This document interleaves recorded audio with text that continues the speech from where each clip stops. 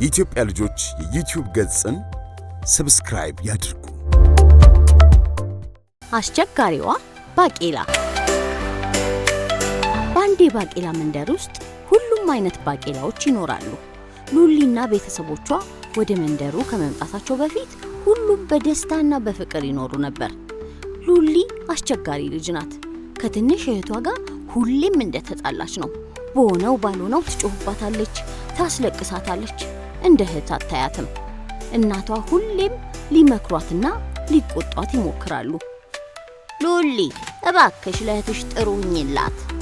ሉሊ የወሰድሽውን መልሺ። ሉሊ እረፊ። ሉሊ እባክሽ ተይ። እሷ ግን አትሰማም። ሁሌም የምታረገውና የምትናገረው ትክክል ይመስላታል።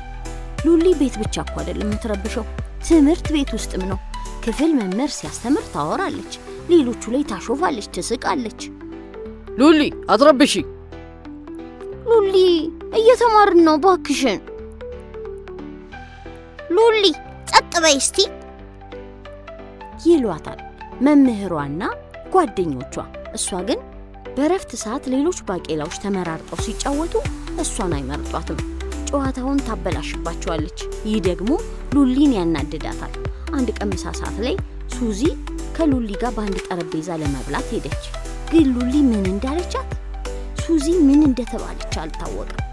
ሱዚ ምግቧን ትታ እያለቀሰች ስትወጣ ግን ሁሉም አይቷታል። ከዛ በኋላ ማንም ልጅ ከሉሊ ጋር አይቀመጥም። ጓደኛ ሊያደርጓት የሚፈልጉ ልጆችም የሉ። ባቄላዎች እንዲያሉ ማውራት ጀመሩ። ጥሩ ልጅ አይደለችም፣ አስቸጋሪ ልጅ ናት፣ ጓደኛ እኮ የላትም፣ ምን እናድርግ ተባባሉ። እሷ እኮ መካፈል አታውቅም፣ ስስታም ናት፣ ደግሞ እንዴት ጥሩ መሆን እንዳለባት አታውቅም። ሉሊ ብቻዋን መሆን የለባትም፣ ጥሩ ባቄላ እንዴት እንደሆነ ማወቅ አለባት፣ ልንረዳት ይገባል ተባባሉ። አንድ ቀን ማታ እናቷ ያስተኛቻት ሳለ ሉሊ እንዲህ ብላ ጠየቀቻት። እናቴ አሁንም ተወዳጅ ልጅሽ ነኝ? እናቷ አሰብ አደረገችና የኔ ውድ ልጄ ከልቤ እወድሻለሁ ሉሊዬ፣ አባትሽን ትወጂዋለሽ? እኔንስ ትወጂኛለሽ? ብላ ጠየቀቻት። አዎ እናቴ አለች ሉሊ። አንቺንም አባቴንም በጣም እወዳችኋለሁ። አየሽ የእኔ ትንሽዬ ባቄላ፣ ከአንድ በላይ ባቄላዎችን መውደድና ማክበር ትችያለሽ አለቻት። አንቺንም እህትሽንም እኩል እወዳችኋለሁ። ሁለታችሁም ዓለሞቼ ናችሁ። ግን ሳትስማሙ ስትቀሩ አዝናለሁ። ስትቆጫት፣ ፊት ስትነሻት ደስ አይለኝም።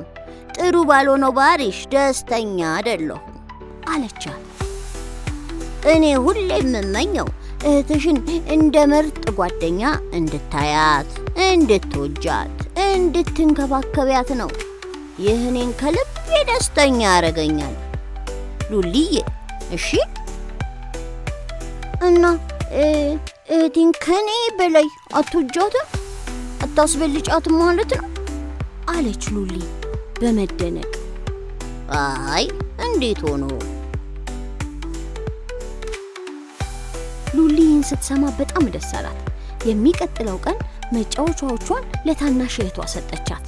አብረውም ተጫወቱ። እቅፍ እያደረገቻት ምን ያህል እንደምትወዳት ነገረቻት። ትንሽ እህቷም በሉሊ ሁኔታ በጣም ደስ አላት። ትምህርት ቤት ከሄደች በኋላ ሁሉንም የክፍል ተማሪዎች ይቅርታ ጠየቀቻቸው። ጥሩ ባቄላና ደግ ባቄላ እንደምትሆን ቃል ገባችላቸው። ያስከፋቻቸውን ሁሉ ይቅርታ ጠየቀቻቸው። እነሱም ከልባቸው ይቅርታ አደረጉላት። ሁሉም ጓደኛቸው አደረጓት፣ ፍቅራቸውንም አሳዩአት። ሉሊ በቤተሰቦቿም በጓደኞቿም የተወደደች ባቄላ ሆነች።